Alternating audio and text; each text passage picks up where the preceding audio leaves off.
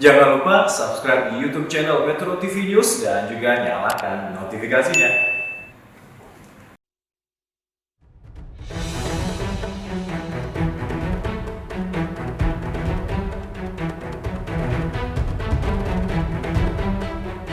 Malaysia resmi memberlakukan lockdown pada tanggal 1 Juni hingga 14 Juni 2021, seiring peningkatan kasus COVID-19.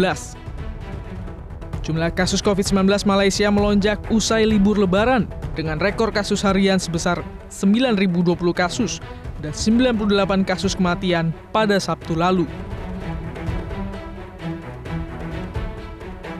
Sementara pada hari Senin 31 Mei tercatat 6.824 kasus baru terkonfirmasi dengan total kematian harian mencapai 67 orang.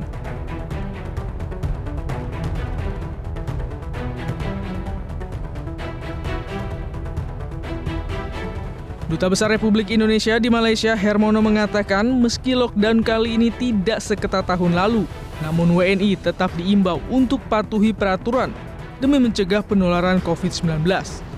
Tidak jauh lebih ketat atau tidak jauh lebih longgar, tapi sedikit lebih longgar dibandingkan dengan lockdown tahun lalu ya, Maret tahun lalu. Jadi masih ada beberapa sektor ekonomi yang dibolehkan untuk bekerja seperti pertanian, perkebunan, kemudian juga konstruksi untuk yang sifatnya esensial itu masih dibolehkan. Jadi perkiraan saya dampaknya itu tidak sebesar waktu lockdown tahun lalu ya, bagi masyarakat kita yang ada di Malaysia, karena masih ada ruang untuk bekerja ya. Kita menggunakan dua jalur yang utama. Pertama, media sosial kita, termasuk media sosial pribadi milik saya, itu pun bisa diakses oleh seluruh masyarakat ya.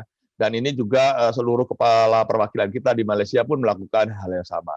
Kemudian yang kita gunakan adalah jalur organisasi masyarakat. Ini yang saya kira juga sangat penting karena organisasi masyarakat ini memiliki jaringan yang lebih kuat di level akar rumput. Jadi inilah yang kita gunakan selama ini dan kita terus berkoordinasi dengan organisasi-organisasi masyarakat guna memantau keadaan masyarakat kita. Dan kita juga menggunakan organisasi masyarakat ini untuk pendataan dan juga penyaluran bantuan logistik bila mana nanti diperlukan. Jadi kita sudah siap lah untuk mengantisipasi berbagai macam kemungkinan yang akan dialami oleh warga kita yang ada di Malaysia.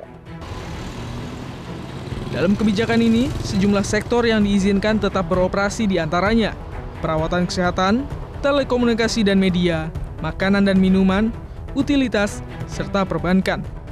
Pemerintah negeri jiran juga mengizinkan perusahaan di bawah 12 sektor manufaktur terus beroperasi. Namun mereka diharuskan beroperasi dengan kapasitas 60%. Sementara itu, seluruh pusat perbelanjaan harus tutup, kecuali supermarket dan tempat yang menjual makanan dan minuman serta kebutuhan dasar. Hanya 2 orang dari setiap rumah tangga yang diizinkan keluar untuk membeli kebutuhan pokok atau untuk layanan medis, dengan pergerakan terbatas pada radius 10 km. Tim Liputan Metro TV. Dan pemirsa, untuk membahas lebih lanjut bagaimana melihat peningkatan kasus di Malaysia agar bisa menjadi pembelajaran bagi Indonesia, kita telah terhubung dengan epidemiolog Triyudis Miko Wahyono. Selamat siang Pak Miko. Selamat siang Mbak Vera. Ya Pak Miko, jadi apa yang harus dipelajari oleh Indonesia dari kasus lonjakan hingga Malaysia ini berani untuk menerapkan lockdown total meski tidak seketat sebelumnya? Ya, jadi pada saat pertambahan kasus tidak bisa dikontrol dengan baik, maka lockdown adalah salah satu cara yang tepat untuk membatasi pertambahan kasus. Jadi itu Malaysia dan Singapura sudah mengambil keputusan yang tepat buat warga negaranya begitu. Ya, negara Indonesia tidak melakukan lockdown pada tingkat negara, tapi melakukan lockdown pada tingkat lurahan atau desa atau RW atau disebut micro lockdown. Pada PPKM desa atau RW itu bisa dilakukan lockdown atau lebih tepatnya adalah karantina wilayah. Kalau menurut saya pertambahan kasus di Indonesia itu kurang bisa ditangkap oleh surveillance kita. Surveillance kita menangkap pertambahan kasus itu 5.000, 6.000. Tapi yang sesungguhnya mungkin lebih banyak.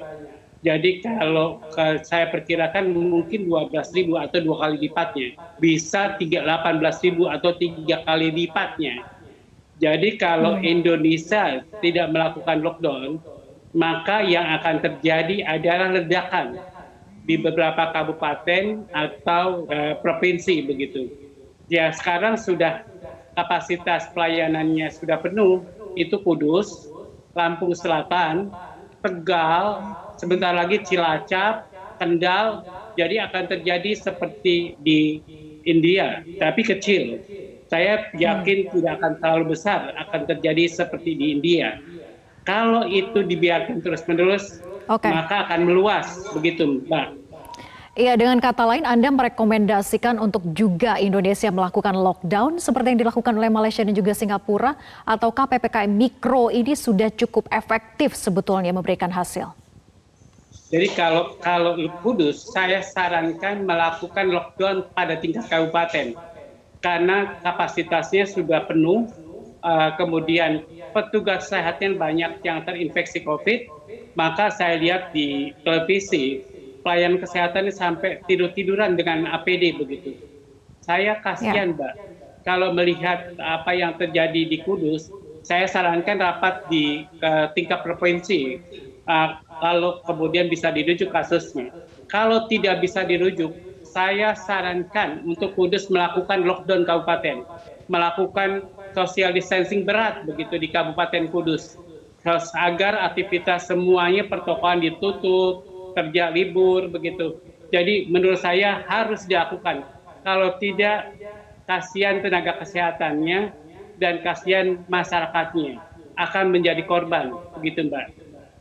Baik, Pak Miko, tapi kalau kita berkaca dari kasus ataupun lonjakan kasus yang ada di Malaysia ini kan infonya memang dikarenakan banyak sekali pelonggaran dan juga faktor kelelahan sehingga masyarakat ini banyak yang abai. Nah, secara sosial dan juga budaya dari Malaysia dan juga Indonesia ini kan tidak jauh berbeda.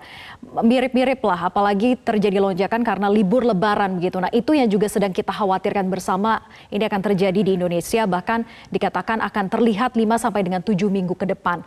Tapi kalau Anda membacanya, apakah kita akan separah seperti di Malaysia sehingga harus melakukan ataupun juga mengambil kebijakan yang cukup ekstrim yaitu lockdown karena tidak bisa dipisahkan antara konsekuensi ekonomi dan juga kesehatan ini? Ya, jadi negara kita beda ya, luasnya berbeda dengan Malaysia. Kemudian negara kita juga berbeda pelayanan kesehatannya. Petugas kesehatannya juga jumlahnya banyak oleh negara kita ya. Beda dengan di Malaysia, beda dengan di Singapura. Nah, kalau kita melakukan lockdown, saya tidak membayangkan kalau lockdown negara ya, kalau begitu luasnya negara Indonesia melakukan lockdown. Jadi yang bisa dilakukan di negara kita, walaupun masyarakatnya tidak jauh berbeda dengan Malaysia, begitu. Jadi menurut saya pertimbangan ekonomi harus jelas begitu. Kalau menurut saya lockdown yang paling mungkin dilakukan adalah tingkat kabupaten. Seperti Kudus, saya menyarankan sekali untuk melakukan social distancing berat atau lockdown di tingkat kabupaten. Kalau tidak ada koordinasi pada tingkat provinsi, tidak ada rujukan yang bersedia menerima kasus dari Kudus, begitu Mbak. Baik, intinya apa yang terjadi di Malaysia ini adalah warning bagi Indonesia sehingga kita harus berupaya lebih waspada lagi dan melakukan upaya-upaya testing lebih masif begitu ya Pak Miko. Terima kasih sudah bergabung bersama kami di Metro Siang.